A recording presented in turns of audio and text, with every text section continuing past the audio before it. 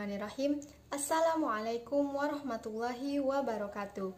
Perkenalkan, saya Nur Aziza Ramadhani, mahasiswi Program Studi Pendidikan Guru Sekolah Dasar, Fakultas Ilmu Pendidikan Universitas Negeri Makassar. Pada kesempatan kali ini, saya akan membahas mengenai implementasi dan evaluasi pengembangan kurikulum. Pada materi implementasi pengembangan kurikulum, kita akan mempelajari mengenai pengertian, unsur-unsur, prinsip-prinsip, serta tahap-tahap implementasi pengembangan kurikulum. Pertama, mengenai pengertian kurikulum. Menurut Mulyasa pada tahun 2010, pada halaman 179 bahwasanya implementasi kurikulum merupakan proses penerapan ide, konsep, kebijakan, atau motivasi dalam suatu tindakan praktis sehingga memberikan dampak, baik perubahan pengetahuan, keterampilan, nilai, dan sikap. Secara umum, implementasi adalah aktualisasi dari kurikulum sebagai rencana. Submateri yang kedua yaitu prinsip-prinsip implementasi pengembangan kurikulum.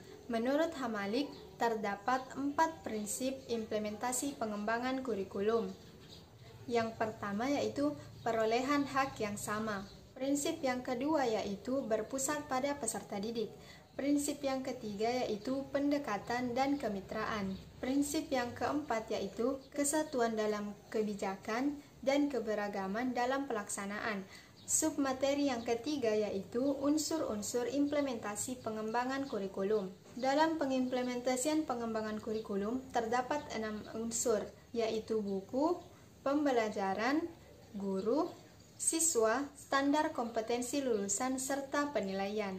Submateri yang keempat yaitu tahap-tahap implementasi pengembangan kurikulum.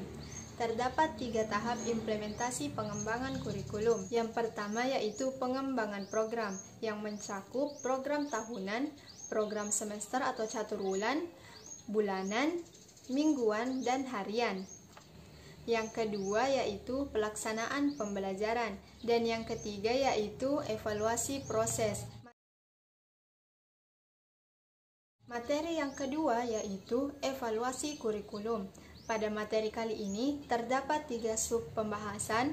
Yang pertama yaitu pengertian evaluasi kurikulum, yang kedua tujuan evaluasi kurikulum, dan yang ketiga model evaluasi kurikulum. Materi yang pertama yaitu pengertian evaluasi kurikulum.